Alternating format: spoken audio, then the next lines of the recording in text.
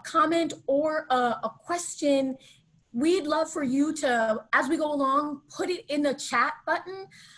We'd love to see where everybody is from. So if you would like, you can put your name and sound off where you are coming from, even if it's not where you are quarantined to during this COVID-19 environment.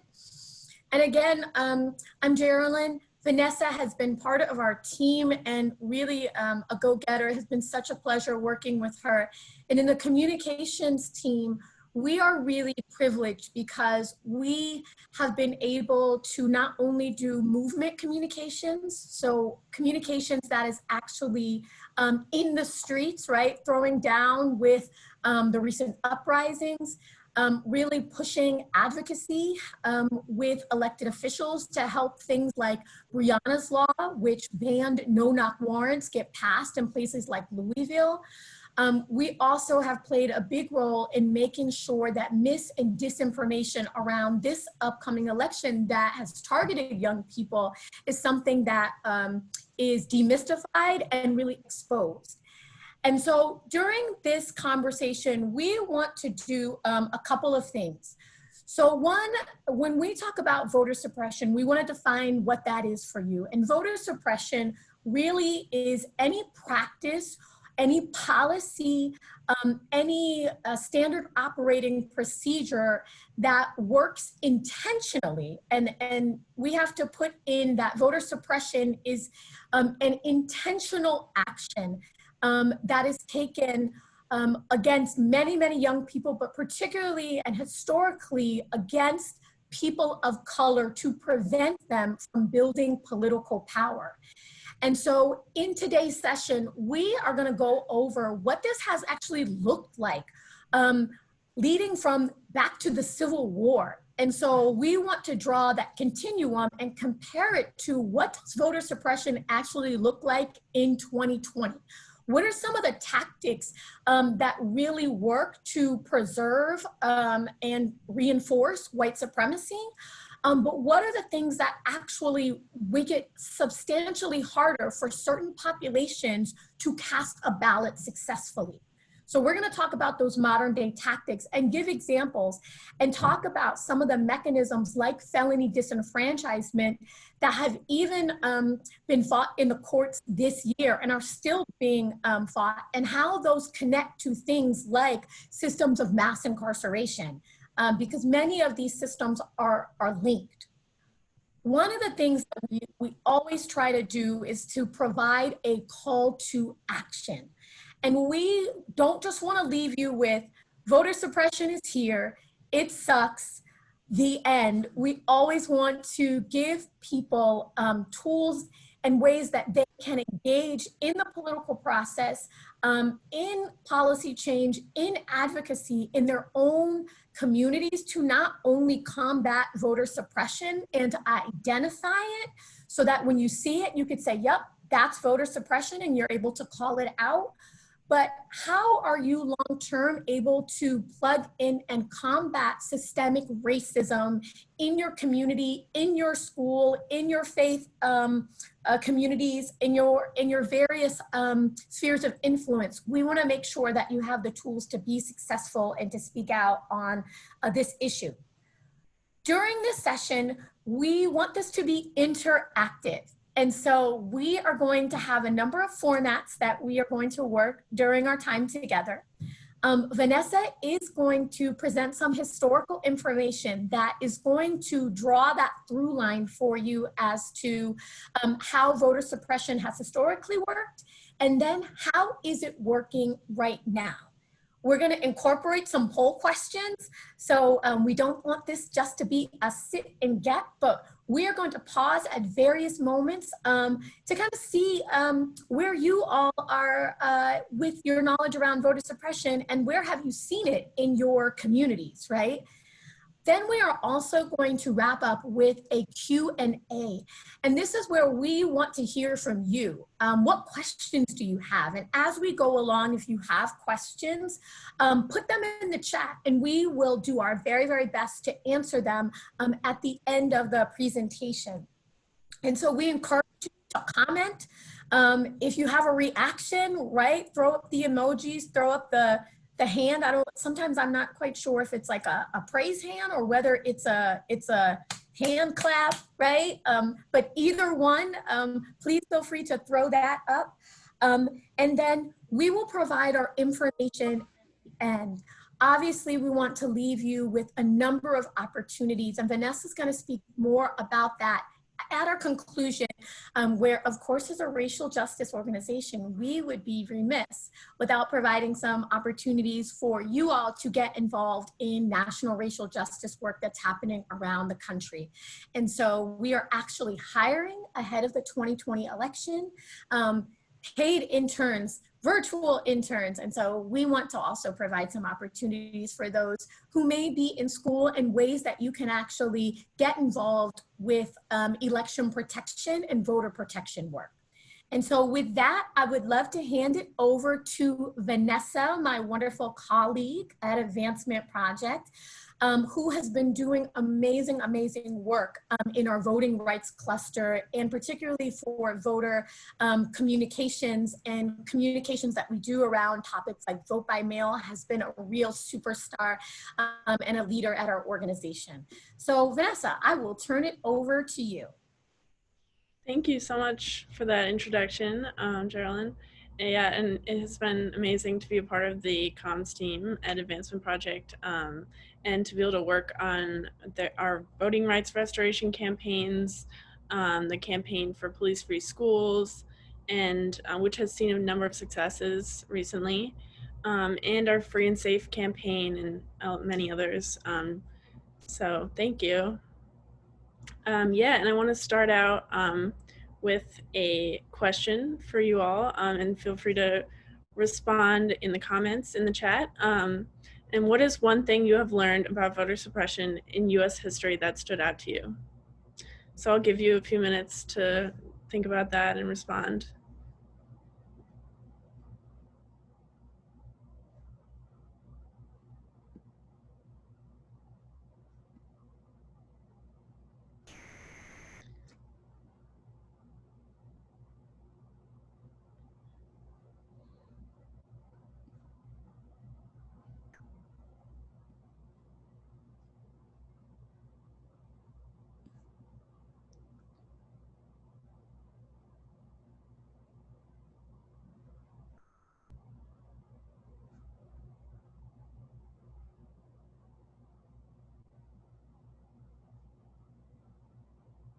Yeah, that's absolutely.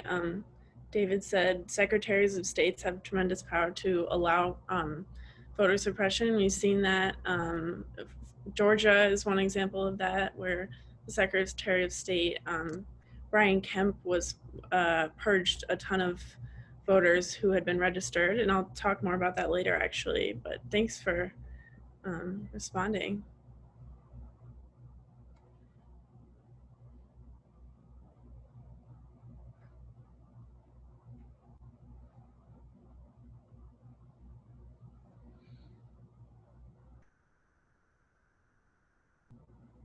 Yeah, absolutely. Partisan gerrymandering, minimizing the number of polling stations at colleges. Yeah, that's a big one.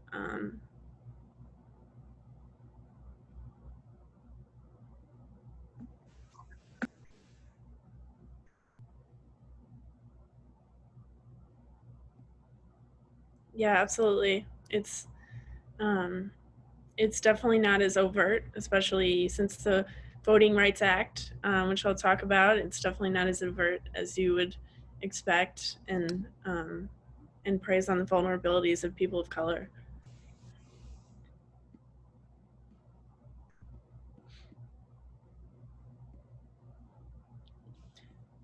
Awesome. Well, thank you so much for your responses.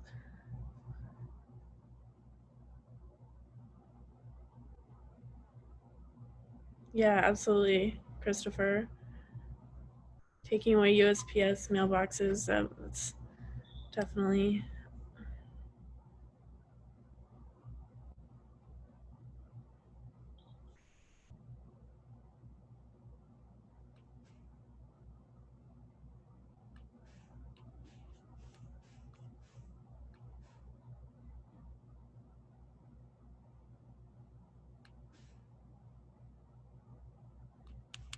Yeah, these are great. Thank you, guys. Um, awesome. All right. Yeah. All right. So I'm going to start out with some historical background, beginning with the Civil War amendments, Reconstruction, and the political mobilization of Black people that happened at that time. So after the passage of the Civil War amendments, Black people who were once enslaved met their newfound freedom with an enthusiastic effort to participate in the voting process. And they enjoyed electoral success that in some ways we actually have yet to see replicated, and won seats in local, state, and federal elections. And during these Reconstruction years, over 1,500 African Americans were elected to public office in the states of the former Confederacy. And under their leadership, most states in the South, for the first time, established public schools and passed some of the most progressive legislation in the country at that time. And Black and white teachers traveled from the North to help former slaves learn to read and write. And Mississippi and South Carolina elected the first Black members of Congress in the country's history, who you see in these pictures.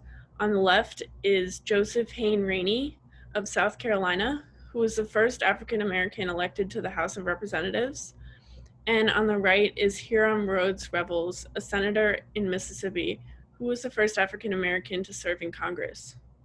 And once the state constitution was brought into alignment with the 15th Amendment, and the formerly enslaved were permitted to vote, Louisiana's African American citizens accounted for almost 45% of its registered voters. However, despite these federal amendments, which intended to provide security to the formerly enslaved and promote their ability to vote, it was not long before disenfranchising efforts were effectively eliminating these historic political advances. And next slide, please. Thanks. So only 2 years after Congress abolished slavery through the 13th Amendment, Black people faced threats and violence while trying to exercise their constitutional rights. And this violence was pervasive throughout many Southern states. On the left is an etching of Black families gathering those who were murdered in the aftermath of the horrific Colfax Massacre in Colfax, Louisiana in 1873, where white mobs murdered at least 150 people in violence that was intended to disenfranchise Black voters and restore white supremacy.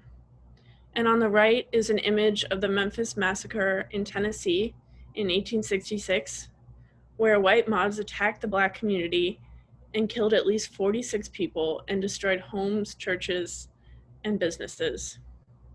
When in 1877, President Hayes withdrew federal troops that had occupied the South since the end of the Civil War, white Southerners struck back and began systemically, violently denying Black people the right to vote, and with that, virtually anything else that might be considered a right. Black people who even attempted to register to vote were harassed, intimidated, beaten, run out of town, shot, and lynched. Within a few years, throughout the South, virtually every elected official and appointed official was again white. Sheriffs, police chiefs, mayors, city council members, judges, district attorneys, school superintendents, and so were almost all the people who held economic power. Segregationists employed the country's most violent measures to ensure white political supremacy. Southern whites who were outnumbered by the formerly enslaved realized that to allow Black people to vote would permit full-scale integration of formerly enslaved people into society and could eliminate white people's ability to control elected bodies. This would provide an opportunity for Black people to dictate political outcomes, which made segregationists very uncomfortable and led to the enactment of various disenfranchising laws, including Jim Crow laws. And next slide, please. Thank you. The South began by enacting measures such as poll taxes, literacy tests, grandfather clauses, and all-white primaries to limit the effects of the political mobilization of Black people and the new electorate. Poll taxes, as you see in the images, were essentially a voting fee that applied only to Black voters and were intended as a legal means of preventing Black people from voting in southern states. And this is an example of a poll tax. Next slide. Literacy tests were another voter suppression tactic used to keep Black people from voting, and they were given at the discretion of officials in charge of voter registration. Thus, they were often extremely arbitrary and discriminatory based on who election officials wanted to pass and who they didn't want to pass. So, for instance, one example of this is the story of a Black woman, Myrtle Plus Jones, who attempted to register to vote in Alabama in the mid-1950s. So this was over 50 years after these disenfranchising laws first took root. And at that time, Alabama required voters to read a passage of the Alabama Constitution out loud. After Mrs. Jones read without error, the voting official then asked her a completely arbitrary question: how many bubbles are in a bar of soap? And her answer of over 100 resulted in her failing the Alabama voter literacy test. So this shows just how arbitrary these literacy tests were. And then next slide. Grandfather clauses were also enacted as a means of disenfranchising Black Americans while enfranchising white Americans. And it tied in with poll taxes and literacy tests. Because these blatantly unconstitutional clauses deny the vote to people who were illiterate or did not own property unless their ancestors had enjoyed the right to vote prior to 1866 or 67. Because African Americans who were formerly enslaved had not been able to vote until the adoption of the 15th Amendment in 1870, grandfather clauses effectively excluded Black people from voting, while excusing poor and illiterate whites from poll taxes, literacy tests, and property requirements if they had an ancestor who was able to vote before the Civil War. So the effects of these disenfranchising laws and violent backlash were profoundly severe. In Alabama, 140,000 Black men were registered to vote in 1890, but by 1906, only 46 Black people were registered to vote in the entire state. Decades later, in 1940, just 3% of African Americans were registered to vote in the South. And in Louisiana, you see a similar effect, where Black voter registration was reduced from around 135,000 in 1896 to less than 1,000 by 1907 throughout the state. So more than 50 years after these disenfranchising laws first took root, with the success of the Civil Rights Movement and the end of Jim Crow laws, the Voting Rights Act of 1965 was passed following massive demonstrations and activism, and it is considered one of the most effective pieces of legislation in US history. The Voting Rights Act outlawed practices such as literacy tests and grandfather clauses, empowered federal registrars to register citizens to vote, and gave the Attorney General the power to bring extensive litigation and prosecute voter discrimination throughout the US. After its enactment, much like after the Civil War amendments, Black voter registration and the number of Black elected officials began to rise again. While it is considered one of the most effective pieces of legislation, a number of problems remain that serve as modern-day voter suppression tactics, and they are often harder to detect, as someone mentioned in the comments before, but they continue to prevent our democracy from fully functioning and allowing its citizens to rightfully cast their ballots.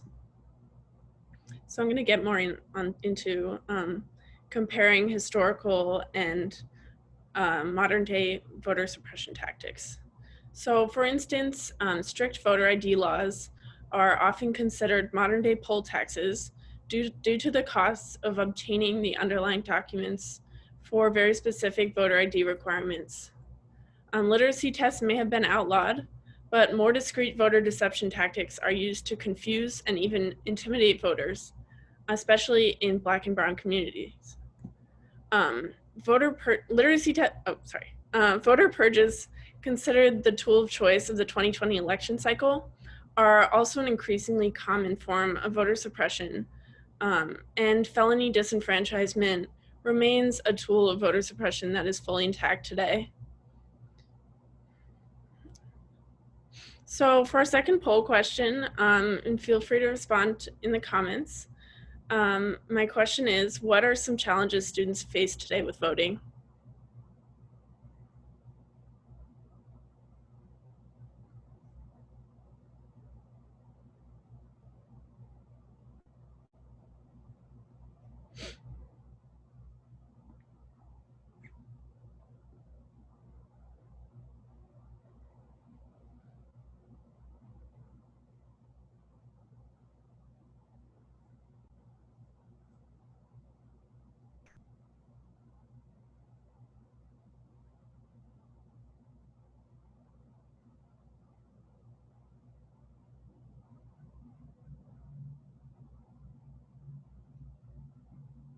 Yeah, absolutely. Getting an absentee ballot while away at school makes it harder for students.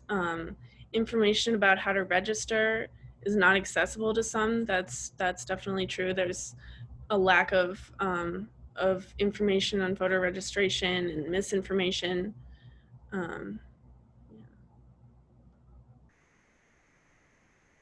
yep, gerrymandering.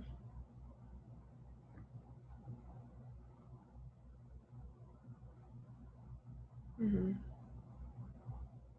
Yeah, voting ID laws. Absolutely.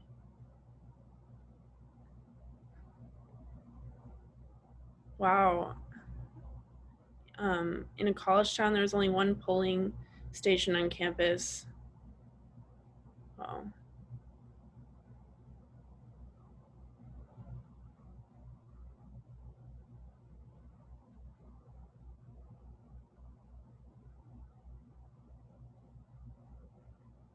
Yeah, that's definitely very real. Students aren't told how to vote in school, whether registering. As someone who just recently graduated, that's definitely very real.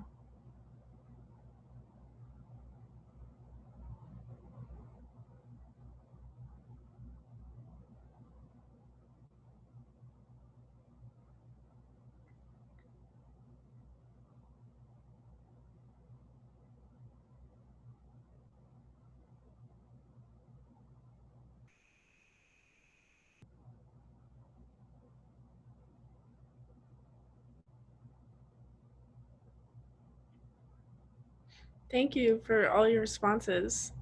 Um, all right, so I'm going to get into some of the most pervasive forms of modern day voter suppression. And when thinking about some of the most pervasive forms, one that has been outlined by voting rights leaders is strict voter ID laws, which require voters to provide some form of identification to cast a ballot. So these new laws are considered a modern day poll tax because they require very specific types of government issued photo IDs as the sole means of voter identification. So strict voter ID allows only certain types of ID that disenfranchises Black and Brown voters, as well as young and low-income voters. So for instance, a hunting license is considered acceptable in some states, but a college ID is not acceptable, and this makes it a lot harder for students to vote. And it has been compared to a poll tax because of the costs associated with obtaining the underlying documents, such as a birth certificate. So, although people may argue that the state gives these IDs for free, the required documents are not free. And in Missouri, for instance, Advancement Project sued the state for requiring ID to vote under Amendment 6, which you see in this picture. And the state required ID to vote and then intentionally did not appropriate enough money in their budget for everyone to get an ID. So the sad thing was Missouri actually had an affirmative right to vote in their constitution, and they changed their constitution to pass this voter ID law. Next slide. Voter deception is another tactic that is common today, and it refers to the intentional distribution of false information regarding the time, place, and manner of elections, as well as voter eligibility. So someone mentioned in the comments a lack of information, and this is definitely part of that. Voter deception has accelerated in the age of the internet, and much of it is targeted towards people of color, young people, and low-income voters. The goal of voter deception is to confuse voters, to give wrong information so that people won't be able to successfully cast a ballot. And when they do, they'll be discouraged, so they won't try again. So in this picture, it shows a flyer alleging to be from the Franklin County Board of Elections in Columbus, Ohio.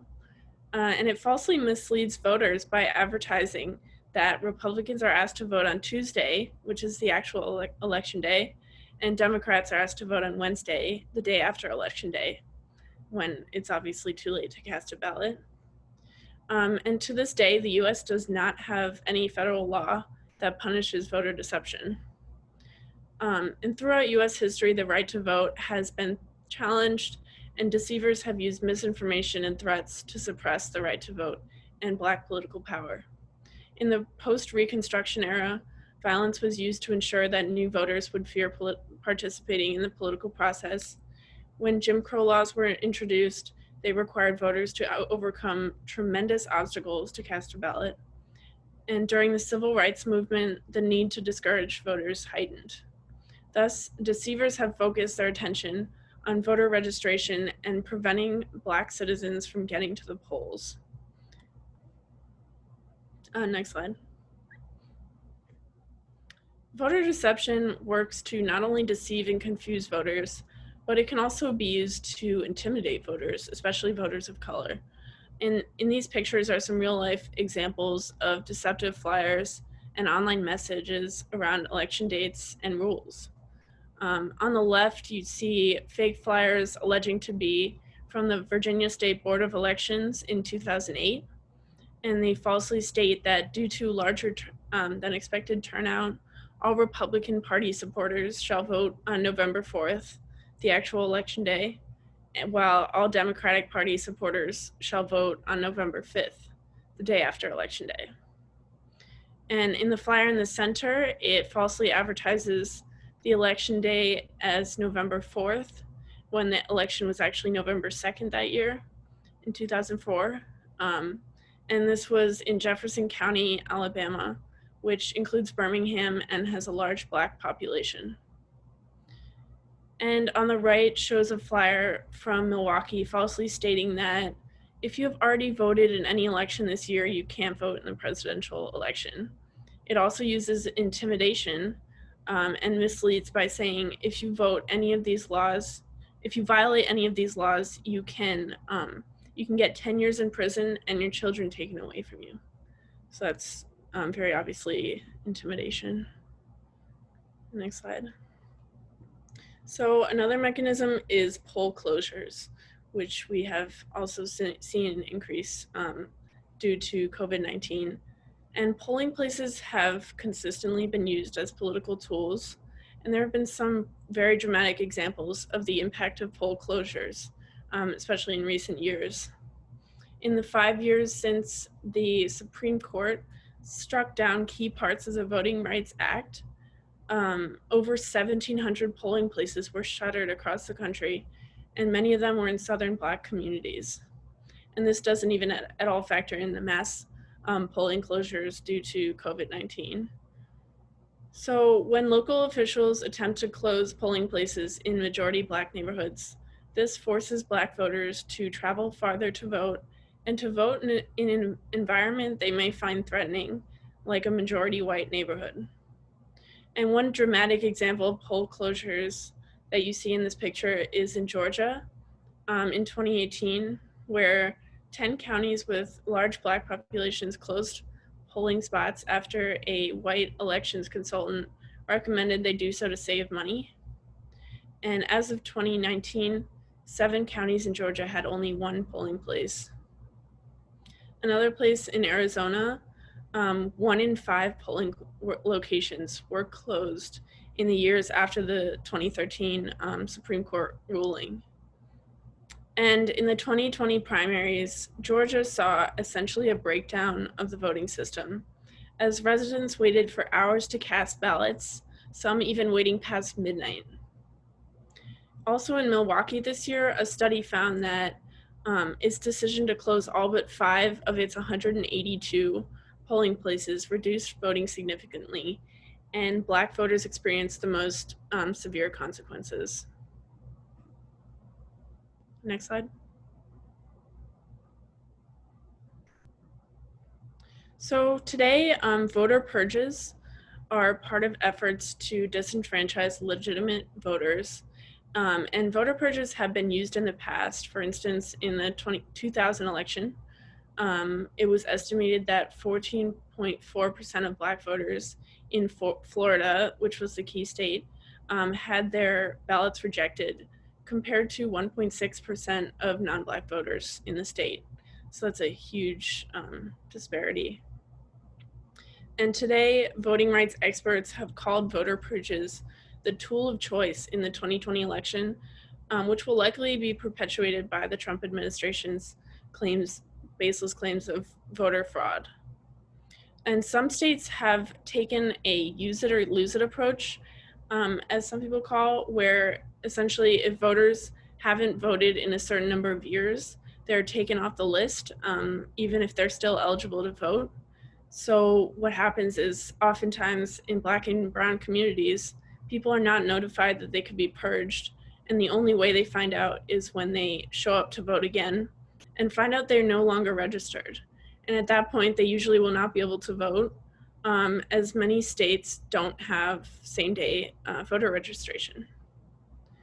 And one example of voter purging is in Georgia in 2017, ahead of the 2018 election, where Secretary of State Brian Kemp had 560,000 Georgians removed from voter rolls because they had skipped one too many elections. And it was estimated that 107,000 of the people purged under the policy would otherwise have been eligible to vote in 2018. And this has continued over the years, between 2012 and today, especially in Georgia. And in 2019, over 300,000 more voters were purged from voter rolls by Georgia election officials. So 1 in 13 Black adults is disenfranchised in the US today. And felony disenfranchisement, which is the process of denying the right to vote to people who have previously committed felonies, is one of the oldest and most entrenched mechanisms to ensure voters of color, and Black voters in particular, are denied access to the ballot box. Felony disenfranchisement currently deprives approximately 6.1 million people in the US of the right to vote. And the vast majority, 77%, are not incarcerated and have completed their sentence or are on probation or parole. Next slide, please. So I want to get a little bit into mass incarceration, as felony disenfranchisement is strongly tied to this system of mass incarceration, which is considered by many human rights activists to be one of the biggest human rights issues facing the country. And the US, with 4% of the world's population, makes up 25% of the world's prison population. And we have the highest incarcerated population in the world. And through mass incarceration, we have seen a prison industrial complex where government policing and private corporations intersect and use surveillance, policing, and imprisonment to make profit and create a labor source for large companies. And this started with the convict lease system after slavery ended, which created a new labor source for southern states.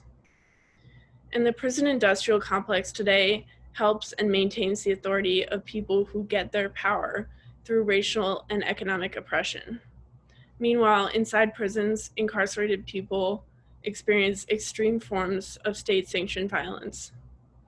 And one of the grave consequences of the powerful reach of prisons, for instance, was the 2000 election of George Bush as president.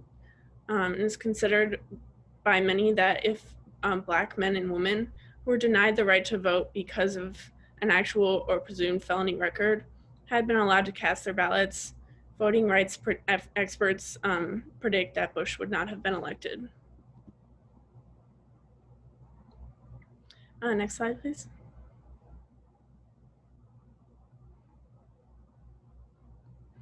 So this is my third question. And feel free to respond in the comments. And what are some ways that students can engage in the political process?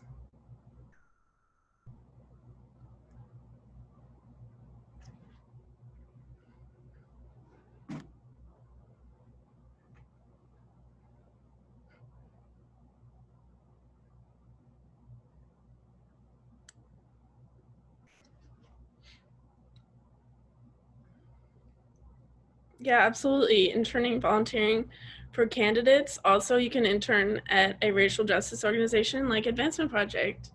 Um, as Geraldine said before, they're hiring for the spring and fall semesters. So yeah, discussing politics with family, writing postcards to voters,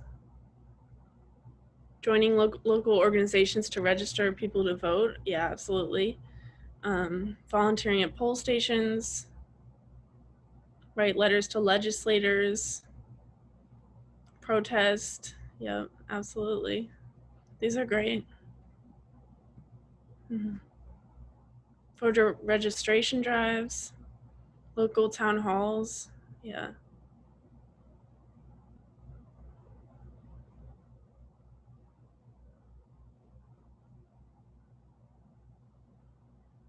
Yeah, JSA. Yeah, these are great.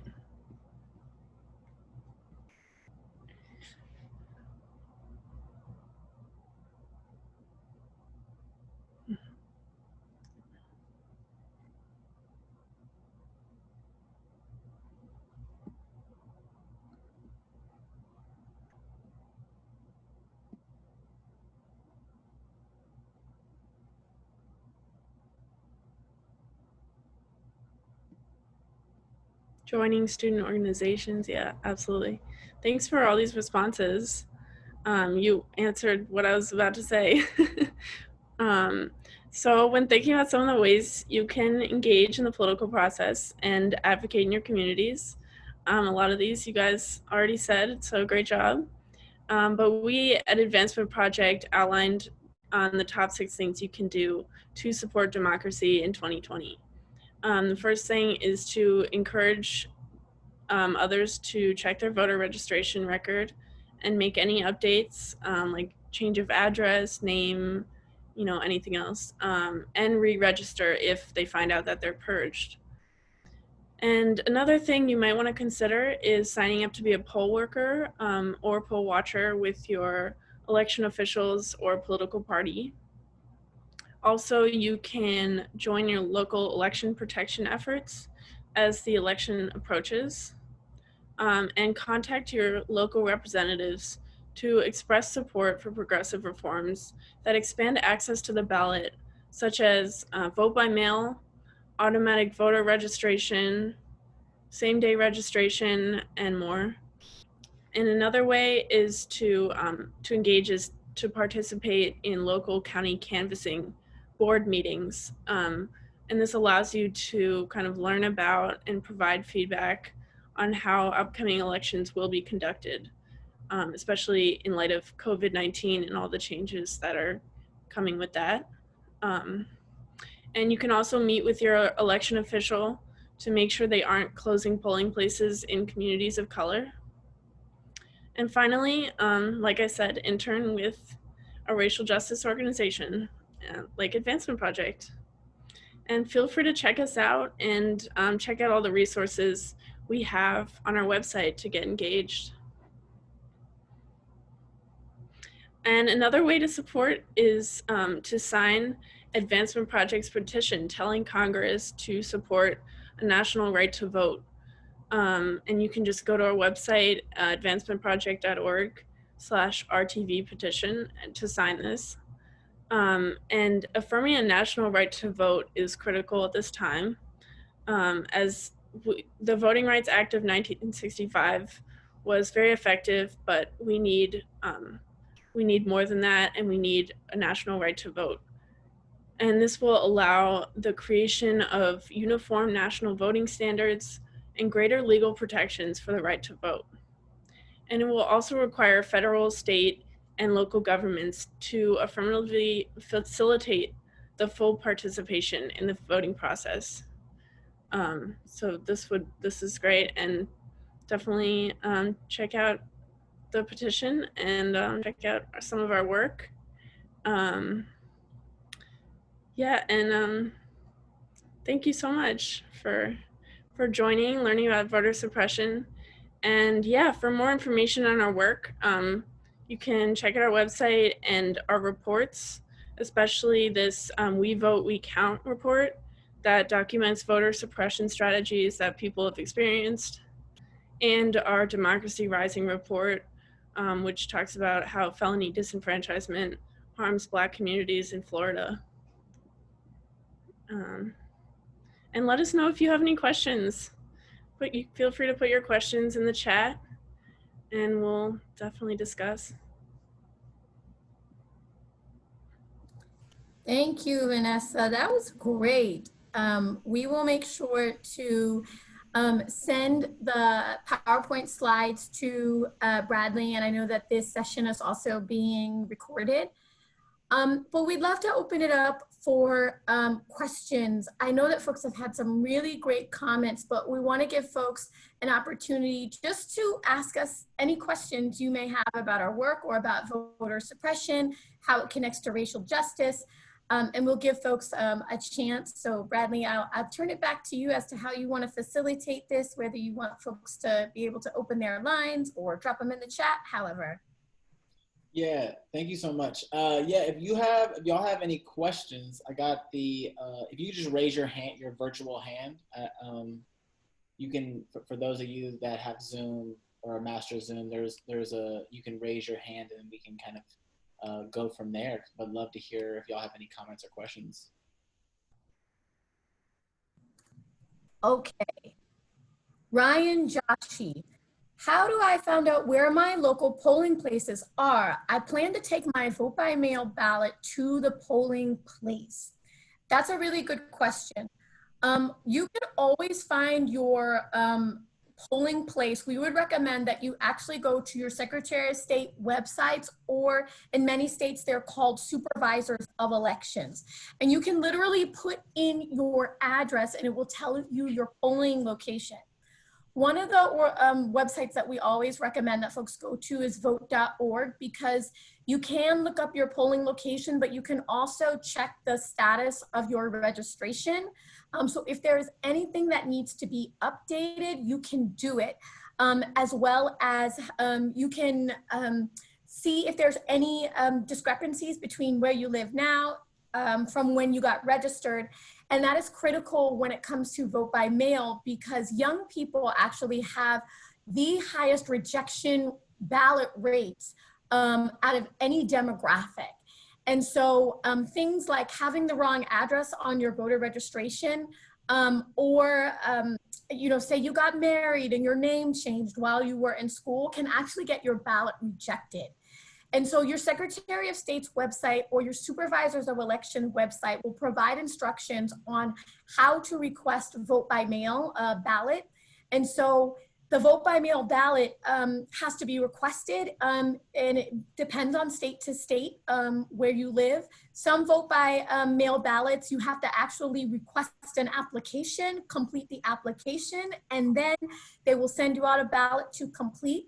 Some states like the District of Columbia, which is not very not a state, but like the states of Maryland, what they actually have done because of COVID-19 is said, listen, everyone who is registered, you are going to get a vote by mail ballot, but you have to return it to an early voting site. So just make sure if you want to drop it off, that you either drop it at an early voting site or you put it in a drop box, just because we know the COVID has slowed down mail delivery and there has been a lot of controversy around some decisions that have been recently made. So check your Secretary of State's website, check your registration before you request your vote by mail ballot, and make sure that you return it to the correct place so that it is not rejected. Yeah. And to answer Naomi's question, I think this is definitely this is a great question, and I would recommend just responding that there's a ton of evidence that vote by mail, like the amount of fraud that occurs with vote by mail is extremely low. And Advancement Project actually put out a vote by mail messaging guide. If you go on our website under the voting rights section, you can find that, and that talks a lot about like and debunks some of the myths around vote by mail.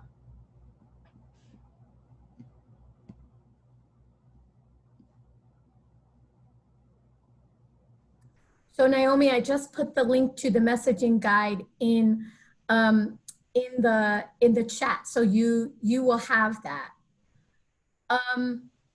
So the next question that we have is the Puerto Ricans' inability to vote in federal elections considered voter suppression?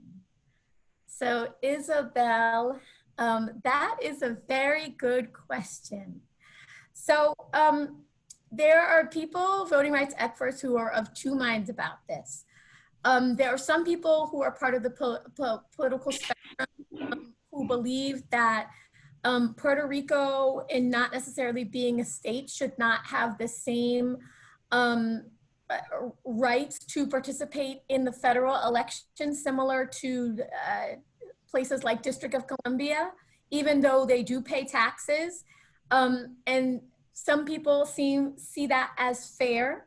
But there are definitely many movements, like the statehood movement in DC, as well as Puerto Rican movements, that really are advocating for allowing these, I don't say US territories, because they're not territories, but these areas that don't necessarily have the ability to vote in federal elections because they don't have a senator in Congress, as something that, or they have a voting member of Congress that is similar to other states, as something that's really a tragedy. I know that from a racial justice perspective, we do notice that the places that do not have voting rights at the federal level are places where Black and brown people live. So District of Columbia has previously been known as Chocolate City. Puerto Rico, also other places, right? And so we are of the mind that it is a tactic of voter suppression. These are folks who pay taxes.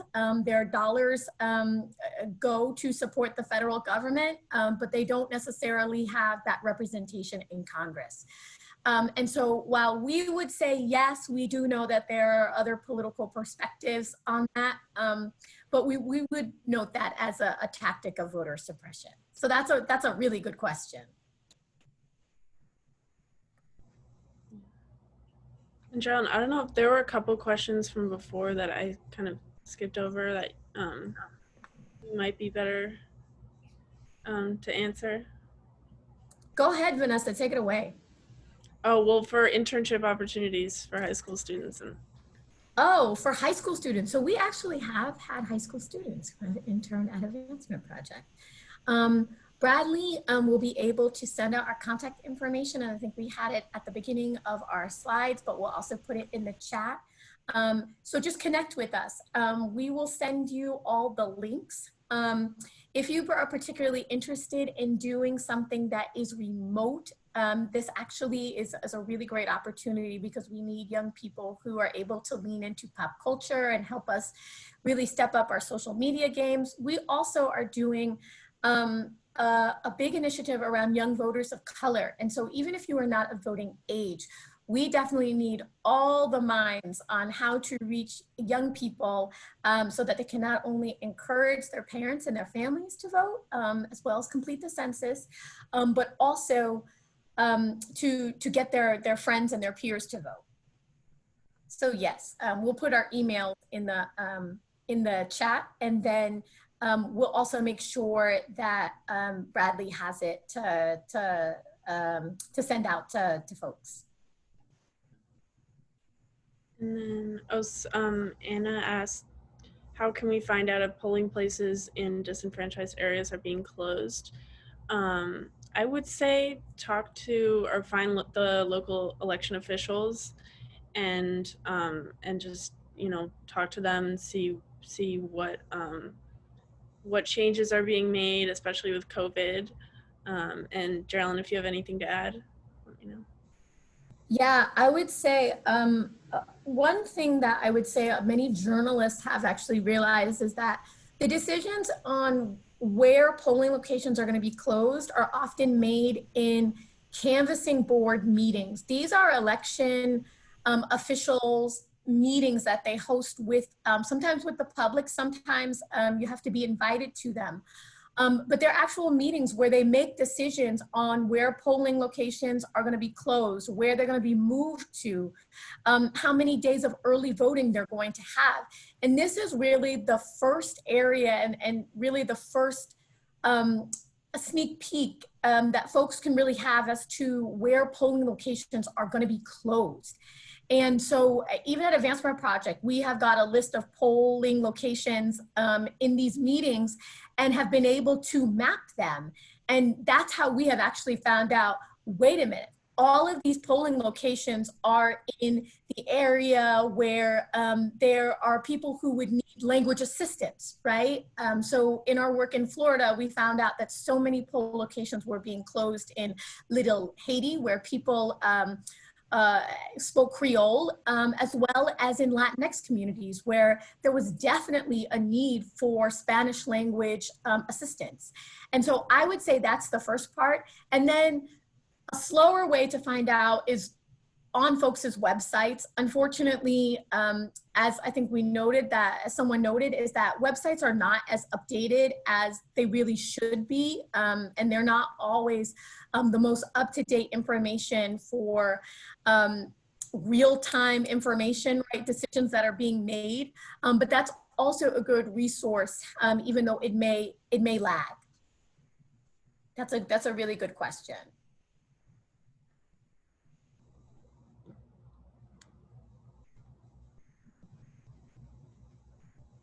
Okay, so Naomi, I think you also had the question of, right now, many people are opposing mail-in voting and defending the dismantling of the USPS by citing potential voter fraud. And I think Vanessa spoke to this earlier, but I think we also want to highlight, particularly for students, if you have friends, family, or you are away at school, we would strongly recommend that you request your vote by mail ballots if you decide, like, hey, I'm not going to walk into a polling location as soon as possible this year. We have seen, like, our allies at the United Postal Service Workers Union, who have really been ringing the alarm for months now about the fact that COVID has slowed down their operation, but that there have been intentional policy changes by the Postmaster General, some of which were reversed this past week, but intentional efforts that have been implemented to slow down the delivery of mail. And so obviously people have experienced a little bit of a slowdown due to COVID. But we want to let folks know that that is not due to fraud per se, or like the Postal Service intentionally trying to slow down ballots, like the actual workers saying, okay, I'm not going to deliver your ballot. Some of that is due to restrictions on things like overtime. And sometimes it does. It takes a little bit more effort to get things to folks in a timely manner. And it is sometimes the leadership of the postal office that is implementing these policies, which really harm young people. So I would just add that to Vanessa's answer. So.